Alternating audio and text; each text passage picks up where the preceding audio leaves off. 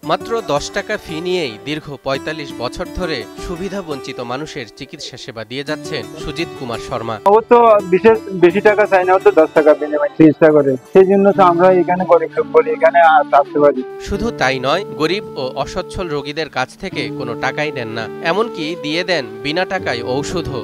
আমরা ষোলোটাইতে আমাদেরকে এখানে নিয়ে আসতে, তাও আমরাও এখানে আসতেছি। চিকিৎসা সেবা থেকে কেউ যাতে বঞ্চিত না হয়, এই লক্ষ্যকে সামনে রেখে প্রায় অর্ধ শতাব্দী ধরে দরিদ্র মানুষের সেবায় নিজেকে নিয়োজিত রেখেছেন তিনি। তাই তো স্থানীয় লোকজনের কাছে তিনি পরিচিতি পেয়েছেন গরিবের ডাক্তার নামে। আজকে প্রায় কয়েক যুগ ধরে এভাবে চিকিৎসা দিয়ে যাচ্ছেন, তার এই চেম্বার কখনো বন্ধ থাকে না। চিকিৎসাবিদ্যায় পুঁথিগত বিদ্যা অর্জন করেননি, তাই তো নামের আগে পল্লী চিকিৎসক। কিন্তু তাতে কি, মানব সেবার এই মহান পেশায় তিনি যে অভিজ্ঞতা অর্জন করেছেন তাই তাকে এনে দিয়েছে সম্মান আর খ্যাতি। সবাই তো বালা ভাই বলি তো এখানে লোক আছে। কক্সবাজারের রামু উপজেলার সুজিত কুমার শর্মা। রামু চৌমোহনী স্টেশনের ঠিক উত্তর পাশেই তার ঔষধের দোকান, যেখানে বসে সেবা দেন অসংখ্য মানুষকে। তার সেবা নিতে কক্সবাজারের বিভিন্ন প্রান্ত থেকে প্রতিদিন ছুটে আসেন প্রায় শতাধিক অসুস্থ মানুষ। আমাদের খুব সেবা দেয়, ১০ টাকা ফিস, ওই জন্য আমরা এখানে খুব ভালো।